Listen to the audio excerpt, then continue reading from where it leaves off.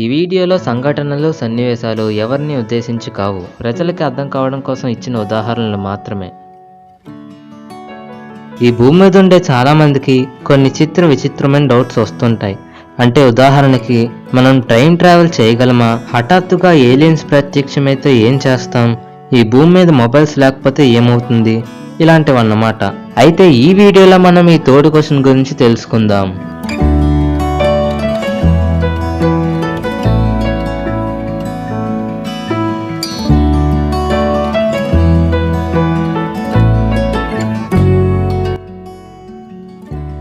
ఈ వీడియోని స్టార్ట్ చేసే ముందు మీకు చిన్న క్వశ్చన్. 1,00,000 రూపాయలలో ఎన్ని 2,000 నోట్లు ఉంటాయి చెప్పండి? గూగుల్ని, క్యాలిక్యులేటర్ని యూజ్ చేయకుండా ఆన్సర్ని కింద కామెంట్ చేయండి. దీని ఆన్సర్ నేను వీడియో లాస్ట్లో చెప్తా. ప్రపంచంలో స్మార్ట్ ఫోన్స్ లేకపోతే ఏమవుతుంది? ఈ క్వశ్చన్ని డిఫైన్ చేయాలంటే మనం 1980sలోకి వెళ్ళాలి. ఎందుకంటే అప్పుడు ఇంకా స్మార్ట్ ఫోన్స్ లేవు కదా. స్మార్ట్ ఫోన్స్ లేకపోతే పిల్లలంతా ఈ గేమ్ని పట్టుకొని ఆడేవారు. ఇదే కాదు, ఈ రోజుల్లో ఫ్యామిలీల మధ్య గ్యాప్ ఎక్కువ, ఫోన్లకి మనకి గ్యాప్ తక్కువ ఉంటుంది. కానీ ఆ టైంలో అయితే బెస్ట్ ఇండోర్ గేమ్ రాముడు సీత. రాముడు వచ్చిన వాళ్ళు సీతని కనిపెట్టాలి. ఇక్కడ చూడాలి, అందరి ఆస్కార్ లెవెల్ యాక్టింగ్ భలే ఫన్నీగా ఉంటుంది. అప్పట్లో పిల్లలు బయటికెళ్ళి ఆడుకుంటే ఇంటికి రండిరా, ఇంట్లో కూర్చొని ఆడుకోరా అనేవాళ్ళు. మరి ఇప్పుడు ఇంట్లో అలా కూర్చుంటావు, బయటికెళ్ళి ఆడుకోరా అంటున్నారు. పోనీ బయటికెళ్తే వెళ్తారు, ఓ సిట్టింగ్ ప్లేస్ చూసుకొని అక్కడ కూడా స్మార్ట్ ఫోన్స్ గేమ్సే ఆడతారు. అప్పట్లో బయట ఆడుకునే ఆటలు ఇప్పుడు పల్లెటూళ్ళలో మాత్రమే ఆడుతున్నారు. ఈ రోజుల్లో 5 ఏళ్ల పిల్లాడు కూడా పబ్జీ, ఫ్రీ ఫైర్లకి బానిసైపోతున్నారు. బయటికెళ్ళి ఆడే ఆటలు మహా అయితే క్రికెట్, టెన్నిస్, క్యాచింగ్లు, వాలీబాల్. కానీ అప్పట్లో అయితే ఉంగుడు దూకుడు, కర్రాబిల్ల, ఏడుపింకలాట, గోళీలాట, బచ్చాలాట, నేలబండ, దాగుడుమూతలు, దండాకార్, డీఫాట, తొక్కుడు బిల్ల, వీరి గుమ్మరి పండు, వీరి పేరేంటి, పిచ్చిబంతి, ఇలా చాలానే ఉన్నాయి. ఇందులో నాకు నచ్చిన గేమ్స్ ఏంటంటే దాగుడుమూతలు. నేను దాక్కుంటే ఎవరు కనిపెట్టేవారు కాదు. ఉంగుడు దూకుడు లాస్ట్ స్టేజ్ వరకు ఆడేవాడిని. బొంగరాలాట, బొంగరం తిప్పితే దాదాపు 3 నిమిషాలు ఆగకుండా తిరగాల్సిందే. పిచ్చిబంతి, ఒక బాల్ తీసుకొని గాలిలో ఎగరేస్తారు. ఫస్ట్ ఎవరికి దొరికితే ఆడికి బాల్తో కొట్టే ఛాన్స్ వస్తుంది. అప్పట్లో దీన్ని పిచ్చిబంతి అనేవారు, ఇప్పుడు వీపు సాప్ అంటున్నారు. స్మార్ట్ ఫోన్స్ లేని జీవితమే వేరబ్బా. ఇప్పటిదాకా 1980sలో పక్కా పాకల్లో ఉండే పల్లెటూరు వర్షన్లో చెప్పాను. ఇప్పుడు 1990sకి వద్దాం. అక్కడక్కడ టీవీలు ఉండేవి. మీరు నమ్ముతారో నమ్మరో తెలియదు కానీ టీవీ ఉన్నా చూడటానికి అయ్యేదే కాదు. అప్పుడు తెలుగులో 3 ఛానల్స్ మాత్రమే ఉండేవి. DD Saptagiri, DD Yadagiri, visa TV. ఈ రోజుల్లో ఉన్న సీరియల్స్ లాగా అప్పుడు రోజుకు ఒక ఎపిసోడ్స్ వచ్చేవి కాదు, వారానికి ఒక ఎపిసోడ్. యాడ్స్ కూడా ఎక్కువ వచ్చేవి కాదు. 30 మినిట్స్ సీరియల్స్ అయితే 3 మినిట్స్ యాడ్స్ వచ్చేవి అంతే. అప్పట్లో టీవీ మనకిష్టం వచ్చినప్పుడు చూడటం కాదు, వాళ్ళు ఏదైనా వేసినప్పుడే చూడగలం. మిగిలిన టైమ్స్లో ఇలా వచ్చేది. వేసవికాలం వచ్చిందంటే చాలు, జామకాయల తోటకి, మామిడికాయల తోటకి వెళ్ళి కోసినన్ని కాయలు తెచ్చేసేవాళ్ళం. గవర్నమెంట్ స్కూళ్ళలో చెట్ల కింద పాఠాలు, పక్షుల యొక్క పాటలు. చాలా వరకు అప్పుడు చెట్ల కిందే సగం జీవితం గడిపేసేవాళ్ళం. అప్పట్లో మొబైల్స్ లేనందున చాలా వరకు లెటర్సే రాసేవారు. కానీ కొంతమందికి చదువు రాకపోవడంతో అది కూడా రాసేవారు కాదు. అందుకే అప్పట్లో కష్టపడి చదివిన వాళ్ళు ఇప్పుడు గవర్నమెంట్ ఎంప్లాయీస్ అయ్యారు. ఇప్పట్లో చదవడం అంటే బట్టి పట్టడం, అప్పట్లో అంటే అర్థం చేసుకోవటం. ఇప్పుడు ₹1 1 చాక్లెట్ మాత్రమే వస్తుంది. అప్పట్లో అయితే 4 ఐస్ క్రీమ్లు వచ్చేవి. దాన్ని పక్కన పెడితే ఇప్పుడు 20sలో చూద్దాం. 2000 నుండి 2020 వరకు. ఈ టైంలోనే టీవీ ఛానల్స్ ఇంప్రూవ్ అయ్యాయి. పిల్లలకి ఫ్రీడమ్ కూడా పెరిగింది. ప్రైవేట్ స్కూల్స్ వచ్చాయి, కార్పొరేట్ కంపెనీస్ కూడా వచ్చాయి. మెల్లమెల్లగా వ్యవసాయాన్ని వదిలేసి రైతులు పట్టణంలో కూలి పనులకి వచ్చేవారు. ఈ టైంలోనే వచ్చాయి mobiles. MTS, Nokia, Samsung mobiles cheap రేట్కి రావడంతో ఎక్కువగా అవే కొనేవారు. మొబైల్ సిమ్స్ అయితే వోడాఫోన్, ఐడియా, ఎయిర్టెల్ ఇలాంటివి. ఆదాయం తక్కువైనా పరువుతో బ్రతకాలి అనుకునే మిడిల్ క్లాస్, ఖర్చు ఎక్కువైనా హుందాగా బ్రతకాలి అనుకునే హై క్లాస్, వీళ్ళ మధ్య ఏమీ తెలియని పిల్లలు. అప్పుడే మనకి ఫస్ట్ జనరేషన్ కీప్యాడ్ మొబైల్స్ వచ్చాయి. అప్పటి వరకు టెలిఫోన్, ఎస్టీడీలో కాల్ చేసేవారంతా ఈ కీప్యాడ్ మొబైల్స్లో ఫోన్ చేయడం స్టార్ట్ చేశారు. వయసు అయిన వారు లెటర్స్ రాయడం ఆపేసి ఈ మెసేజ్ పంపించరా అనేవాళ్ళు. అప్పట్లో ఎస్టీడీ కాల్ నిమిషానికి 1.25 రూపీస్, అంటే ₹1.25. ఈ మొబైల్స్తో కాల్ చేస్తే 1 మినిట్కి 25 పైసా, 50 పైసా ఇలా పడేది. ఇలా కాలం మారే కొద్దీ కార్టూన్ ఛానల్స్ రావడం, పిల్లలు కూడా దాన్ని చూసి ఎంజాయ్ చేయడం. 2005 వచ్చింది. మిడిల్ క్లాస్ వారంతా సినిమా థియేటర్స్కి వెళ్ళడం స్టార్ట్ చేశారు. నేను వెళ్ళిన ఫస్ట్ సినిమా రోబో. ఆ టైంలో ఎప్పుడైనా టీవీలో కొత్త మూవీ వస్తుందంటే వెంటనే పక్కింటికి వెళ్ళి అరే 9 పెట్టురా కొత్త సినిమా వస్తుందని చెప్పేవాళ్ళం. కార్టూన్ మూవీస్ అయితే ఇంకా చెప్పనక్కర్లే. శనివారం 12 గంటల కని వస్తే దాని గురించి ఎలాగైనా ఫ్రెండ్స్కి చెప్పాలరా అనుకుంటూ స్కూల్కి వెళ్ళేవాళ్ళం. స్టడీ అవర్స్ టైంలో అరే డోరేమాన్ కొత్త మూవీ శనివారం 12 గంటలకు వస్తుందని చెప్పేవారు. ఇలా అనగానే మాకు తెలుసు అనేవారు. అప్పట్లో ఒక డైలాగ్కి కౌంటర్ డైలాగులు వచ్చేవి కాదు. ఎంతైనా అప్పుడు చిన్నపిల్లలం కదా. కార్టూన్ సిరీస్ గురించి ట్యూషన్లో తెగ మాట్లాడుకునే వాళ్ళు. అప్పట్లో మాకు స్మార్ట్ ఫోన్స్ లేవండి. సెలవుల్లో పొద్దెక్కితే టీవీ, పొద్దుపోతే ఆట, తెల్లవారితే చూసేది బెంటన్, ఎప్పుడైనా చూసేది మిస్టర్ బీన్, నవ్వాలంటే టామ్ అండ్ జెర్రీ, పగలబడి నవ్వాలంటే సించన్, బోర్ కొడితే పవర్ రేంజర్స్, లేకపోతే Chhota Bhim.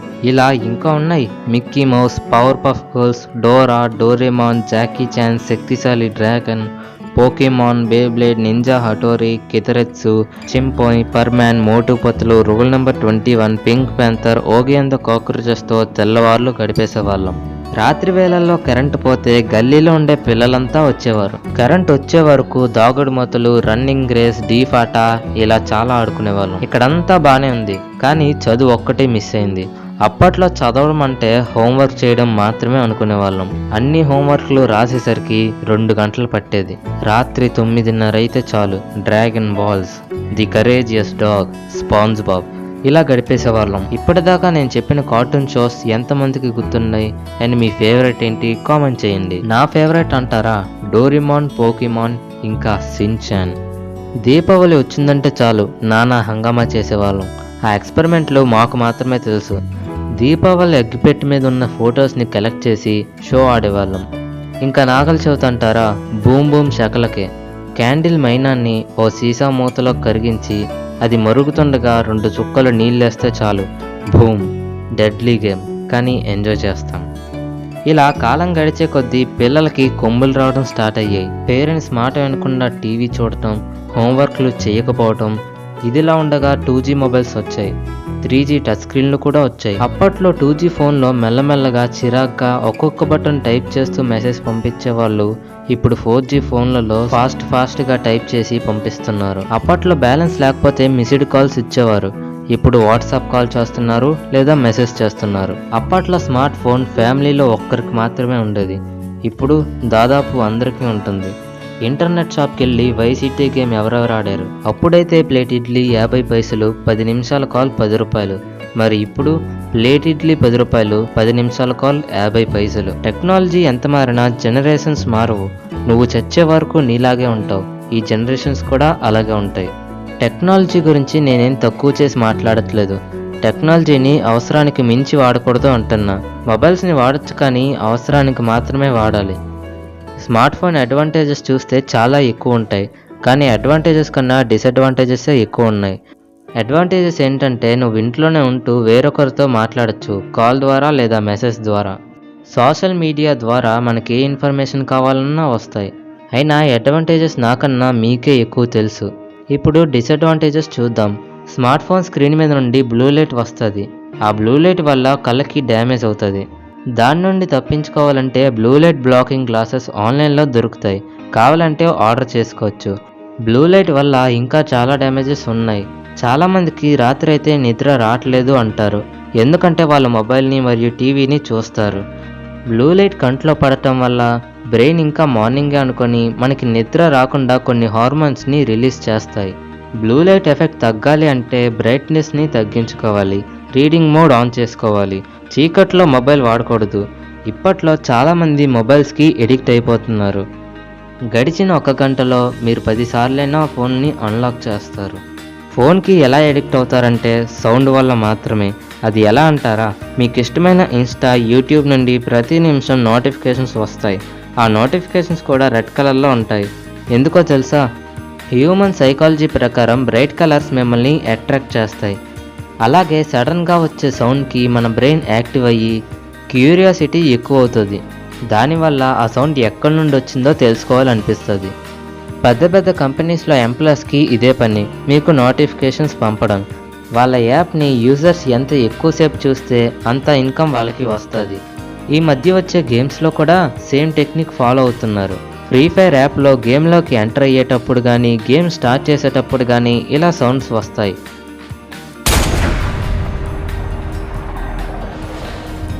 IPhone company CEO ఒక ఇంటర్వ్యూలో మొబైల్స్ గురించి ఏం చెప్పాడంటే, మొబైల్స్ అనేవి టెక్నాలజీలో ఒక భాగం, వాటిని యూజ్ చేయాలి కానీ మిస్యూజ్ చేయకూడదు. అందుకే నా పిల్లలకి కూడా ఐఫోన్ అలవాటు చేయలేదు అన్నారు. సిగరెట్ తయారు చేసేవాడు దాన్ని తాగడు, అలాగే ఐఫోన్ తయారు చేసిన వాళ్ళు వాళ్ళ పిల్లలకి ఇవ్వలేదు. ఎందుకంటే వాళ్ళకి తెలుసు దానివల్ల జరిగే పరిణామాలు. ఫోన్ ఎడిక్షన్ గురించి కారణాలేంటి, ఎలా ఎడిక్ట్ అవుతారు అని ఒక సైంటిస్ట్ చెప్పారు. అయితే ఇన్ని తెలిసిన ఆ సైంటిస్టే నేను కూడా ఫోన్కి ఎడిక్ట్ అయిపోయాను అన్నారు. అన్ని తెలిసిన సైంటిస్టే ఎడిక్ట్ అయితే మనం ఎంతండి. ఫోన్ ఎడిక్షన్ నుండి బయటపడాలంటే నువ్వు ముందు ఎడిక్ట్ అయ్యాను అని ఒప్పుకోవాలి. రోజుకు 1 గంట సేపు నువ్వు మొబైల్తో టైం వేస్ట్ చేస్తే జీవిత కాలంలో నువ్వు ఎంత టైంని వేస్ట్ చేస్తున్నట్టో తెలుసా? 8 years. అంటే మీరే అర్థం చేసుకోవాలి రోజుకు 1 గంట సేపు అనేది ఎంత ఇంపార్టెంటో.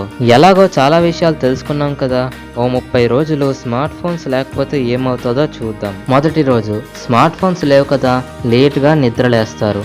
కానీ పేరెంట్స్ మాత్రం త్వరగా లేచి వాళ్ళ పనులు చూసుకుంటారు. ప్రతిరోజు కన్నా ఈరోజు కొంచెం ఎక్కువ తింటారు. ఎందుకంటే ఫోన్ కోసం ప్రతిరోజు ఫాస్ట్గా కొంచెమే తింటారు. టీవీలో మూవీస్ చూస్తారు, లేకపోతే బయటికి వెళ్తారు. రోజు చూసే ప్రపంచం కన్నా ఈరోజు వెరైటీగా ఉంటుంది. ఫోన్ చూస్తూ నడిచే పిల్లలు ఎవ్వరు ఉండరు, కాల్ మాట్లాడుతూ డ్రైవ్ చేసే వారు ఎవ్వరు ఉండరు. అలా మధ్యాహ్నం కూడా బోర్ కొడుతుంది, తినేసి పడుకుంటారు. సాయంత్రం మళ్ళీ పార్క్కి సినిమాకి వెళ్ళాలి అనిపిస్తుంది. ఒకరోజు అయిపోద్ది, ఇలానే రోజు గడుస్తుంది. 5వ రోజు యూత్కి కంప్యూటర్ మీద కన్ను పడుద్ది.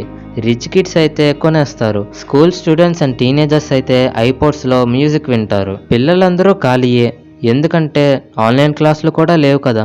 బయటికి వెళ్తే ఎక్కడున్నారా అని కాల్ చేసేవారు ఎవ్వరు ఉండరు. వారం రోజుల తర్వాత చుట్టుపక్కలుండే పిల్లలతో ఆడుకోవడం స్టార్ట్ చేస్తారు.